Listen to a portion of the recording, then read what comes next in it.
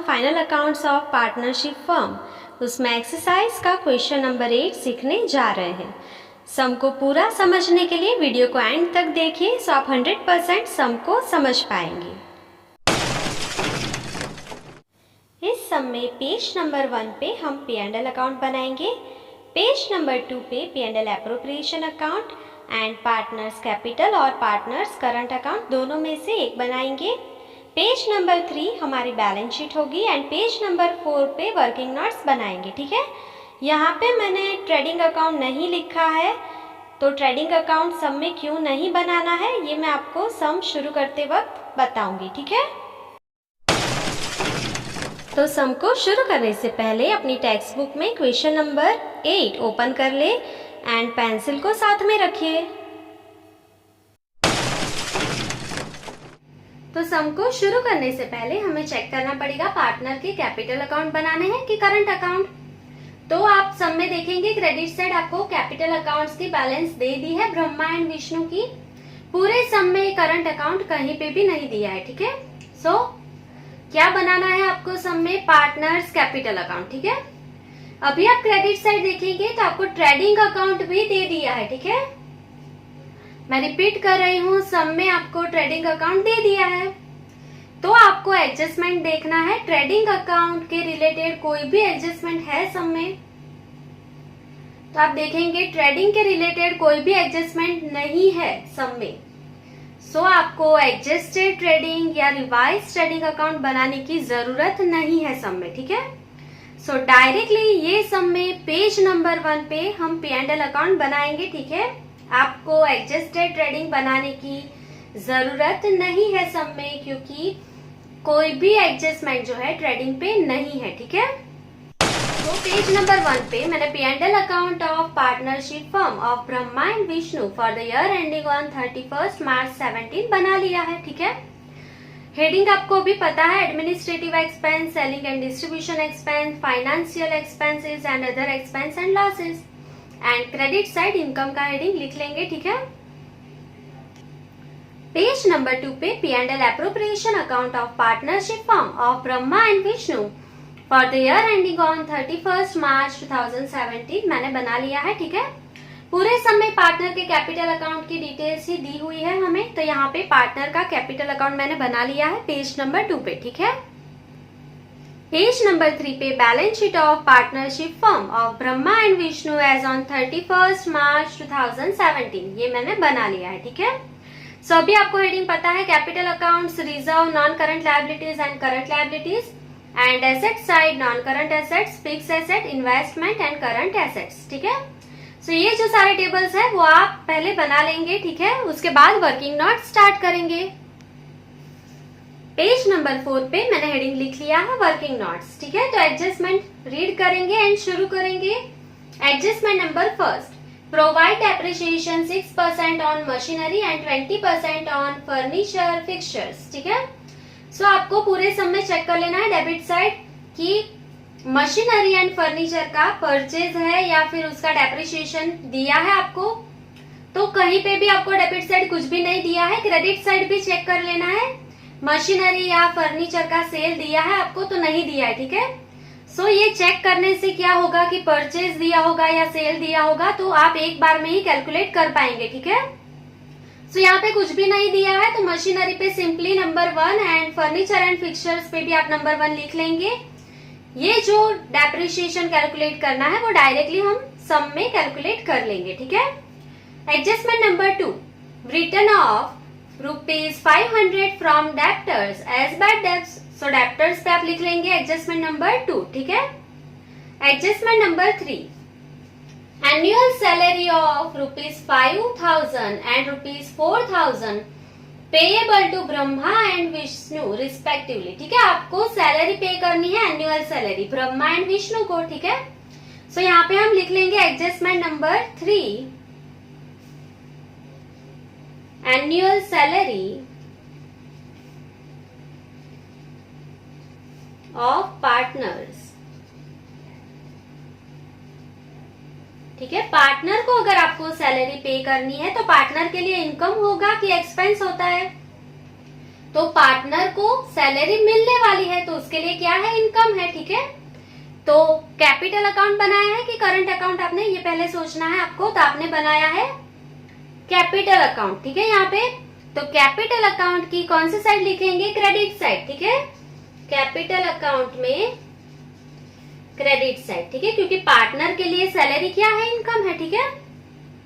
अभी कैपिटल में क्रेडिट किया आपने, तो पी एंड एल अप्रोप्रिएशन में क्या करेंगे, डेबिट साइड, ऑपोजिट साइड, ठीक है। ऐसा क्यों होता है, क्योंकि पार्टनर के लिए सैलरी जो है वो इनकम है, तो फर्म के लिए वो क्या है, एक्सपेंस है, ठीक है। तो यहाँ पे क्या लिखेंगे, P and L appropriation account में डेबिट साइड, ठीक है।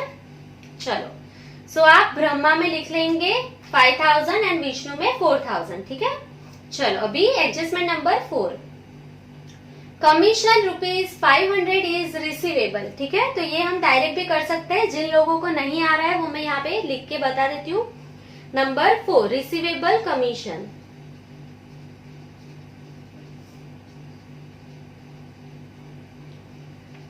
सो कमीशन का पैसा आपको मिलने वाला है, पैसा मिलने वाला है तो कमीशन में क्या होगा, ऐड होगा, ठीक है। ज्यादा मिलने वाला है तो कमीशन में ऐड करेंगे। और पैसा मिलने वाला है तो एसेट है कि लायबिलिटी है, तो ऑब्वियसली आपको पैसे मिलने वाले हैं तो आपके लिए क्या होता है, एसेट होता है। तो कहां पे लिखेंगे, बैलेंस शीट में, करंट एसेट में, ठीक है। सो कितनी अमाउंट है, ₹500, ठीक है। चलो, तो ये आप कमीशन पे लिख लेंगे, एडजस्टमेंट नंबर 4। चलो, अभी नेक्स्ट एडजस्टमेंट पढ़ेंगे, एडजस्टमेंट नंबर 5, आउटस्टैंडिंग सैलरी ₹3000। तो ये भी बहुत इजी है। नंबर 5, आउटस्टैंडिंग सैलरी, सो सैलरी पे करना बाकी है तो सैलरी में क्या होगा, ऐड होगा। सैलरी पे करनी है हमें तो सैलरी में ऐड करेंगे। और सैलरी पे करना बाकी है तो एसेट है कि लायबिलिटी है, तो ऑब्वियसली पे करना बाकी है तो हमारे लिए क्या होता है, लायबिलिटी होता है। तो बैलेंस शीट में करंट लायबिलिटीज में लिखेंगे, ठीक है। सो अमाउंट कितनी है, ₹3000, ठीक है। चलो, तो अभी यहाँ पे आपके 1 to 5 एडजस्टमेंट कंप्लीट होते हैं। अभी आपको देखना है हिडन एडजस्टमेंट, ठीक है। तो डेबिट साइड से चेक करेंगे, जिसके ब्रैकेट में कुछ भी लिखा हो तो आप देखेंगे lease hold building from 1416 for 10 years, ठीक है। तो हम यहाँ पे लिख लेंगे, स्टार कर देंगे, हिडन एडजस्टमेंट है तो return of leasehold building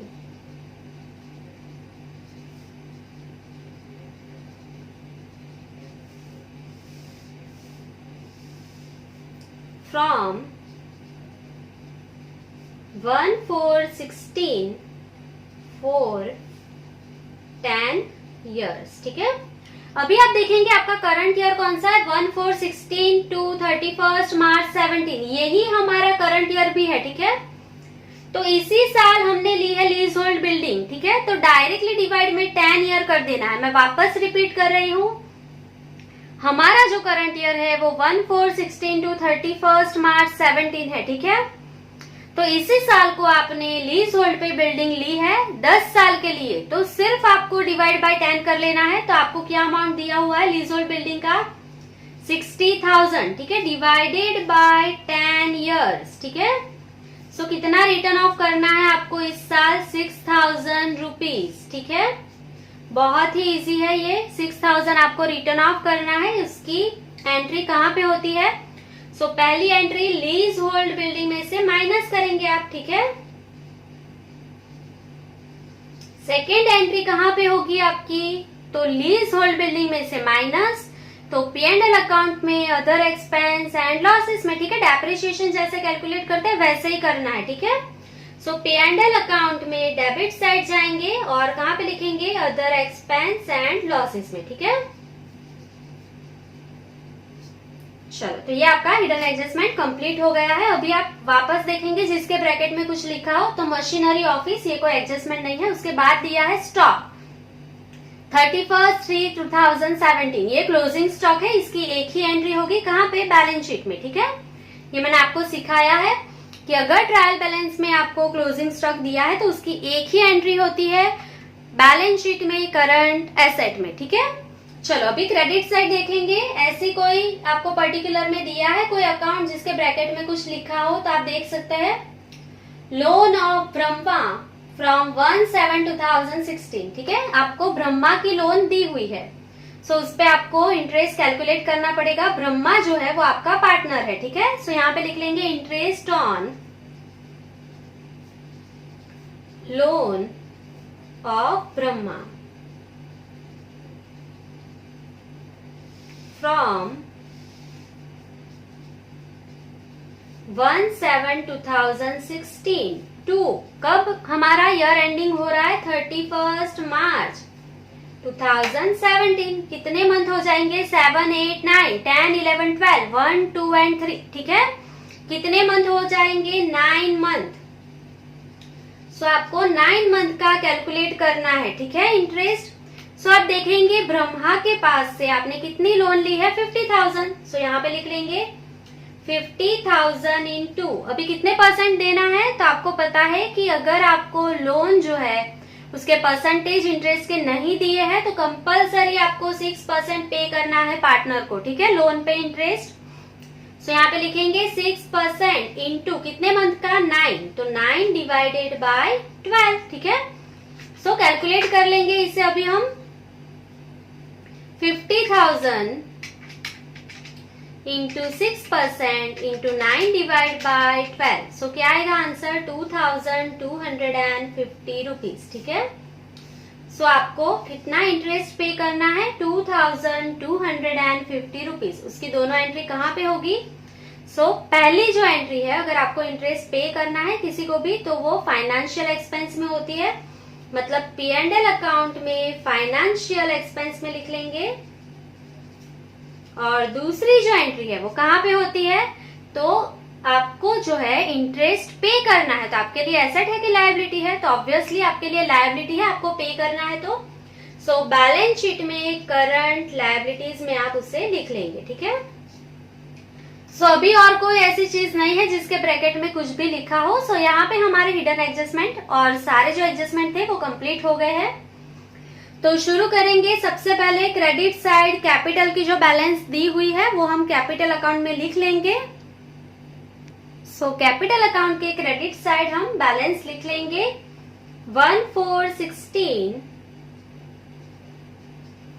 by balance brought down. सो कितनी अमाउंट है ब्रह्मा की 55,000 एंड विष्णु की 45,000, ठीक है। चलो अभी हम डेबिट साइड से स्टार्ट करेंगे। क्या दिया है ड्राइंग, ठीक है। तो कैपिटल में ड्राइंग कहाँ पे लिखा जाता है डेबिट साइड, तो यहाँ पे लिख लेंगे 31/3/17 टू ड्राइंग्स अकाउंट। सो कितना है ब्रह्मा का 5,000 एंड विष्णु का भी 5,000, ठीक है। आप टिक कर लेंगे, कैपिटल एंड ड्राइंग हो गया है हमारा, ठीक है। चलो उसके बाद क्या दिया है debit side, lease hold building कहाँ पे लिखी जाती है, तो बैलेंस शीट में फिक्स एसेट में लिखी जाती है। तो हम बैलेंस शीट में चले जाएंगे अभी। सो फिक्स एसेट में हम लिख लेंगे लीज होल्ड बिल्डिंग, ठीक है। सो अमाउंट देखेंगे आप कितनी है 60,000, ठीक है। 10 ईयर के लिए आपको रिटर्न ऑफ करना है तो माइनस कर देंगे रिटर्न ऑफ, ठीक है। सो 60,000 डिवाइड बाय 10 क्या आएगा आंसर 6,000। ये डायरेक्टली हम कर लेंगे 60,000 माइनस 6,000 क्या आएगा आंसर 54,000, ठीक है। दूसरी एंट्री कहाँ पे होगी P&L अकाउंट में अदर एक्सपेंस एंड लॉसेस में लिख लेंगे return of leasehold building 6,000, ठीक है। To return of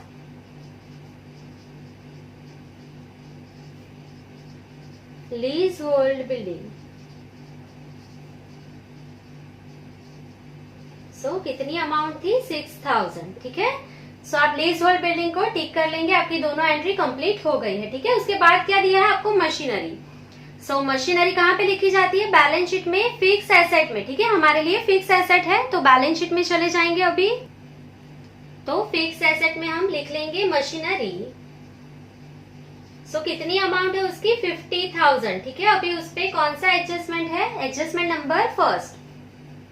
provide depreciation 6% on machinery. ठीक है, आपको 6% डेप्रिसिएशन कैलकुलेट करना है, माइनस कर लेंगे डेप्रिसिएशन 6%। ठीक है, 50,000 इंटू 6% कितना आएगा 3,000। सो माइनस करके आउटर कॉलम में कितनी अमाउंट चली जाएगी 47,000। ठीक है, सो अभी जो है मशीनरी का डेप्रिसिएशन उसकी सेकंड एंट्री करेंगे, उससे पहले फर्नीचर पे भी डेप्रिसिएशन कैलकुलेट करना है, वो साथ में ही कैलकुलेट अभी कर लेंगे। ठीक है, उसके बाद P&L में चले जाएंगे। सो यहाँ पे लिखेंगे फर्नीचर एंड फिक्सचर्स। तो आप अमाउंट ढूंढ लीजिए कितनी है।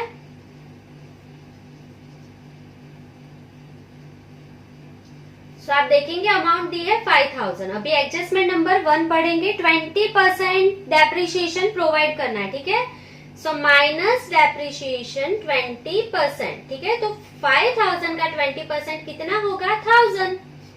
सो माइनस करके आउटर कॉलम में कितना लिख लेंगे 4,000। ठीक है, ये एंट्री आप 1 बाय 1 भी कर सकते हैं, मैंने दोनों साथ में कैलकुलेट कर लिया है डेप्रिसिएशन। सो दोनों एंट्री साथ में करेंगे। मशीनरी का डेप्रिसिएशन एंड फर्नीचर का डेप्रिसिएशन कहाँ पे लिख लेंगे P&L अकाउंट में, अदर एक्सपेंस एंड लॉसेस में। सो यहाँ पे लिख लेंगे टू डेप्रिसिएशन ऑन मशीनरी कितनी अमाउंट आई थी मशीनरी पे depreciation 3,000 and to depreciation on furniture 1,000। ठीक है, सो ये आपका एडजस्टमेंट नंबर फर्स्ट कंप्लीट हो गया है, आप टिक कर लेंगे।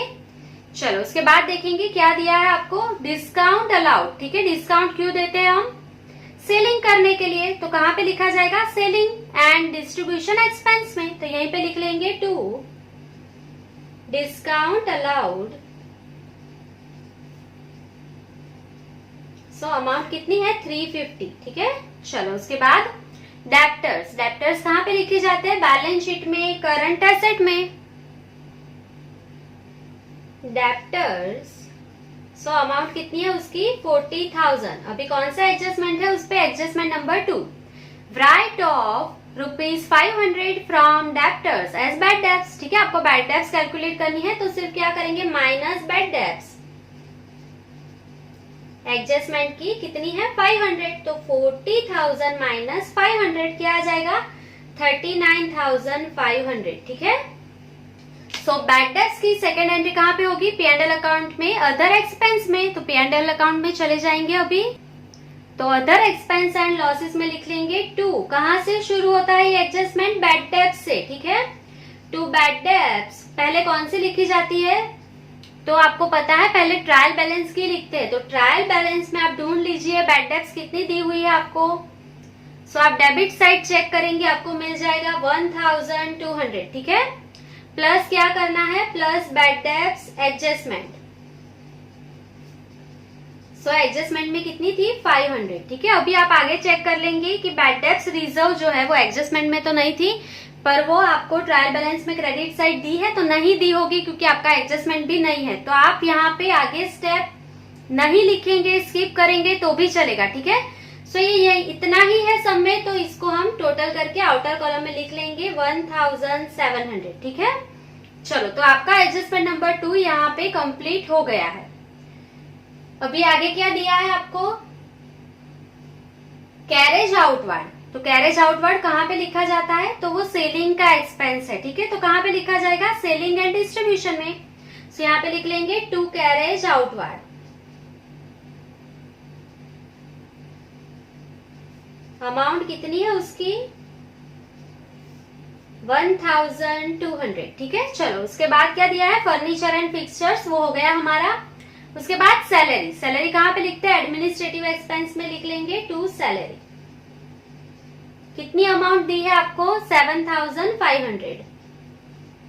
कौन सा एडजस्टमेंट है आपका नंबर 5, आउटस्टैंडिंग सैलरी 3,000। ठीक है, वर्किंग नोट्स में देखे बिना करेंगे अभी हम।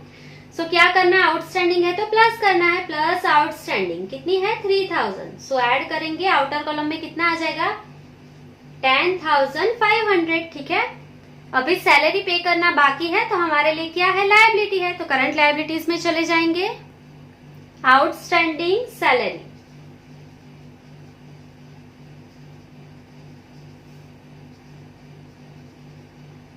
कितनी अमाउंट है 3000, ठीक है। सो ये आपका एडजस्टमेंट नंबर 5 कंप्लीट हो गया है, आप टिक कर लेंगे।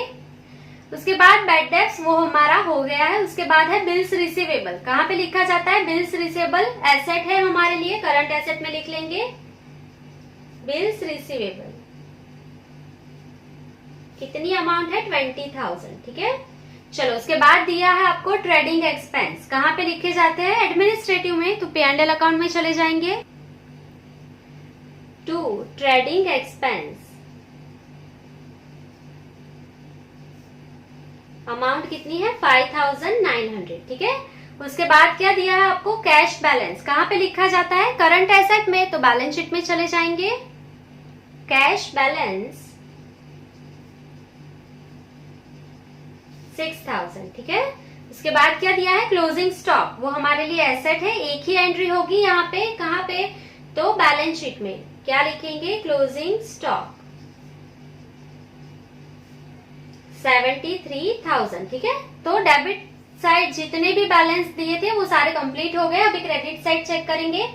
कैपिटल अकाउंट हमारा हो गया है। उसके बाद लोन ऑफ ब्रह्मा कहाँ पे लिखा जाता है? तो हमारे लिए क्या है वो? नॉन करंट लायबिलिटीज, ठीक है। लॉन्ग टर्म की लोन है तो नॉन करंट लायबिलिटीज में लिख लेंगे loan of Brahma.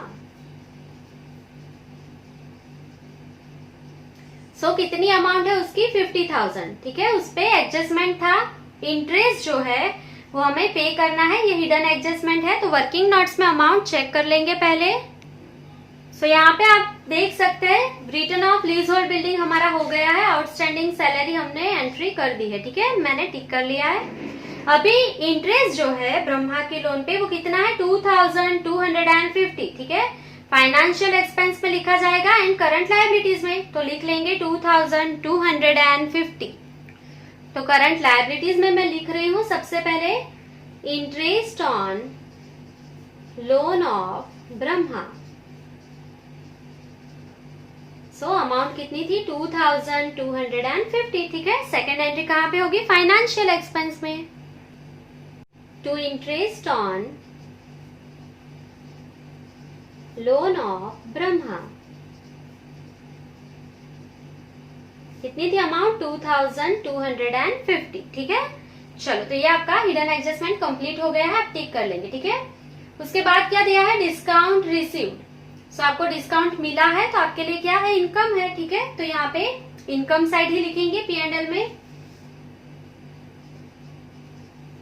Discount received. कोई उस पे एडजस्टमेंट नहीं है, आउटर कॉलम में लिख लेंगे 400, ठीक है। उसके बाद क्या दिया है आपको? क्रेडिटर्स। कहाँ पे लिखा जाता है क्रेडिटर्स? बैलेंस शीट में, करंट लायबिलिटीज में। सो हम यहाँ पे लिख लेंगे क्रेडिटर्स। कितनी है अमाउंट? 25,000, ठीक है। उसके बाद आपको क्या दिया है? कमीशन। कमीशन कहाँ पे लिखा जाता है? तो हमारे लिए इनकम है, तो P&L अकाउंट में क्रेडिट साइड इनकम की हेडिंग में लिख लेंगे कमीशन। बाय कमीशन क्या है अमाउंट उसकी? 2500, ठीक है। कौन सा एडजस्टमेंट है उसका? Adjustment number 4। Commission ₹500 is receivable, ठीक है। आपको मिलने वाले हैं 500 ज्यादा, तो क्या करेंगे? प्लस, ठीक है, प्लस रिसीवेबल। कितने मिलने वाले हैं? 500। तो टोटल कमीशन की इनकम कितनी हो गई? 3,000, ठीक है। पैसे मिलने वाले हैं 500, तो एसेट है कि लायबिलिटी है? तो एसेट है, तो कहां पे चले जाएंगे? बैलेंस शीट में, करंट एसेट में। सो करंट एसेट में लिख लेंगे रिसीवेबल कमीशन। कितनी है अमाउंट उसकी? 500। आपको 500 मिलने वाले हैं, ठीक है। सो ये आपका एडजस्टमेंट नंबर 4 कंप्लीट हो गया है। हम वर्किंग नोट्स में उसको टिक कर लेंगे। सो यहाँ पे हमारा interest on loan of Brahma भी हो गया है, रिसीवेबल कमीशन भी हो गया, ठीक है। सिर्फ कौन सा एडजस्टमेंट बाकी है? एडजस्टमेंट नंबर 3, ठीक है। चलो वो बाद में करेंगे, पहले क्रेडिट साइड देखेंगे। अभी क्या दिया है आपको? सो कमीशन के बाद दिया है आपको बिल्स पेएबल, ठीक है। तो बिल्स पेएबल कहाँ पे लिखा जाता है? बैलेंस शीट में, करंट लायबिलिटीज में। तो बैलेंस शीट में चले जाएंगे। बिल्स पेएबल कितनी अमाउंट है उसकी? 5000, ठीक है। चलो, तो ये बिल्स पेबल आपका हो गया है। अभी आपको क्या दिया है, ट्रेडिंग अकाउंट, ठीक है। सो ट्रेडिंग अकाउंट क्रेडिट साइड दिया है, तो ये प्रॉफिट है, तो हम P&L अकाउंट के क्रेडिट साइड लिख लेंगे ग्रोस प्रॉफिट, ठीक है। बाय ग्रोस प्रॉफिट क्या लिखेंगे ब्रैकेट में, कहां से लाए, ट्रेडिंग अकाउंट से, ठीक है। सो कितना है आपका प्रॉफिट, 97,250, ठीक है। सो अभी मैंने आपको बोला आपके सारे एडजस्टमेंट कंप्लीट हो गए, सिर्फ आपका थर्ड नंबर का बाकी है, तो डायरेक्टली करने की ट्राई करेंगे अभी, वर्किंग नोट्स में देखे भी ना, ठीक है। क्या है आपका adjustment, annual salary of ₹5,000 and 4,000 payable to Brahma and Vishnu respectively, ठीक है। सो आपको ब्रह्मा एंड विष्णु को सैलरी पे करना है, तो ब्रह्मा एंड विष्णु के लिए वो इनकम है, तो कैपिटल के क्रेडिट साइड चले जाएंगे। सो यहाँ पे हम लिख लेंगे 31,317 बाय सैलरी अकाउंट। सो ब्रह्मा को आपको कितने पैसे देने हैं, 5,000 सैलरी के, एंड विष्णु को 4,000 सैलरी देनी है, ठीक है। सो पार्टनर्स के लिए ये इनकम है, तो फर्म के लिए क्या है, एक्सपेंस, तो ऑपोजिट डेबिट साइड लिख लेंगे, एक लाइन आप छोड़ देंगे यहाँ पे, टू सैलरी अकाउंट। सबसे पहले Brahma and then Vishnu, 5,000 and 4,000, so total कितना हो जाएगा, सैलरी कितना पे करना है फर्म को, 9,000, ठीक है। सो ये आपका एडजस्टमेंट नंबर जो था 3 वो कंप्लीट हो गया है।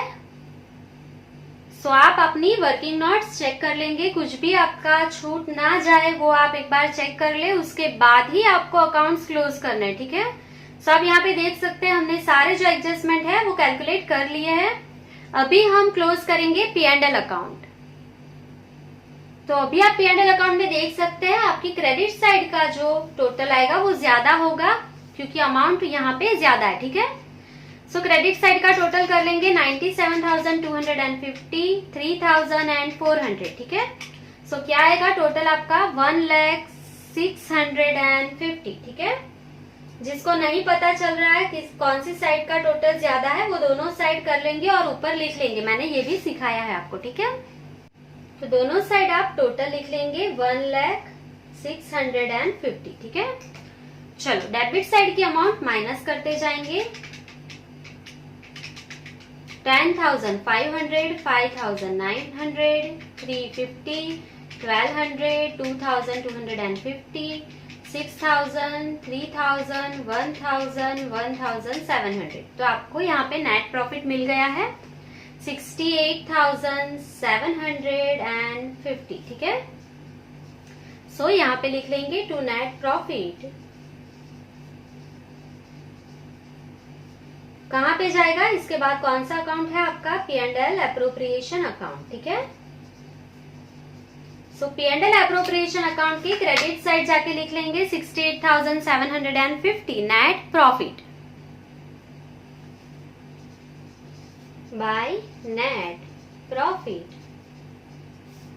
68,750, ठीक है। अभी आप देख सकते हैं क्रेडिट साइड का ही अमाउंट ज्यादा है, सो दोनों साइड लिख लेंगे 68,750।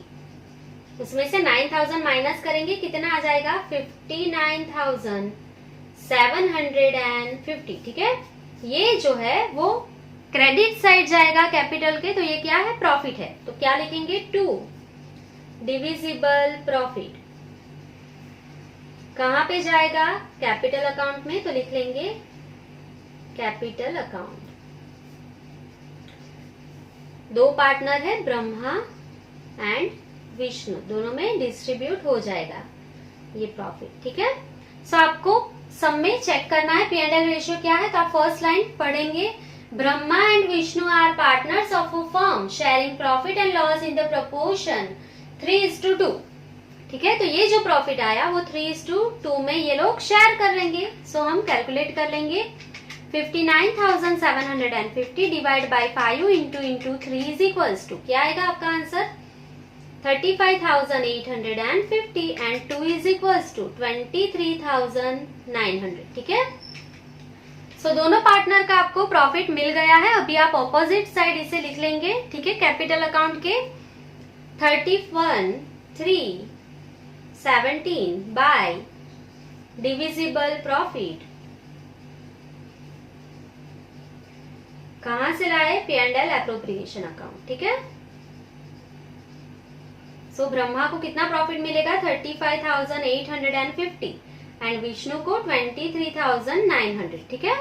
सो ये कैपिटल अकाउंट है, ऑब्वियसली इसकी क्रेडिट साइड का टोटल ज्यादा होगा। सो ब्रह्मा का टोटल कर लेंगे 55,000, 5,000, 35,850। सो क्या आपको टोटल मिलेगा? 95,850, ठीक है। सो दोनों साइड लिख लेंगे 95,850। सो उसमें से 5,000 माइनस कर लेंगे तो क्या आएगा? 90,850, ठीक है। अभी विष्णु की क्रेडिट साइड का टोटल कर लेंगे 45,000, 4,000, 29,900। सो आपको कितना मिल जाएगा टोटल? 72,900, ठीक है।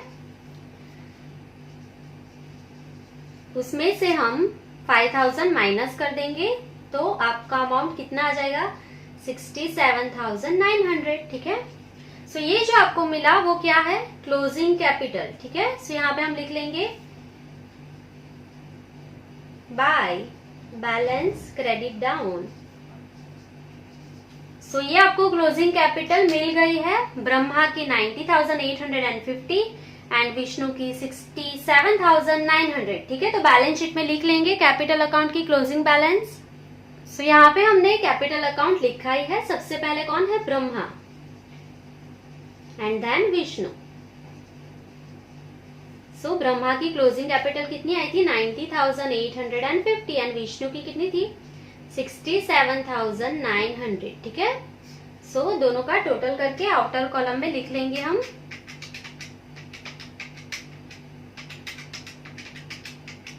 1,58,750, ठीक है। सो अभी हम कैपिटल साइड का टोटल कर लेंगे।